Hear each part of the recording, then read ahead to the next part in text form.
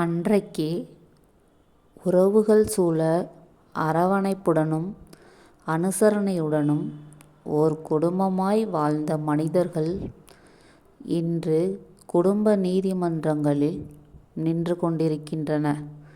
இது உண்மைதானேங்க. நிறைய வீட்டில் நடக்குது, எங்கள் வீட்டில் கூட நடக்குதுங்க. அதுதான் உண்மை. வாட்ஸ்அப்பில் அழைப்பிதழ், வீடியோ காலில் கல்யாணத்தை பார்த்து சந்தோஷப்படுறாங்க.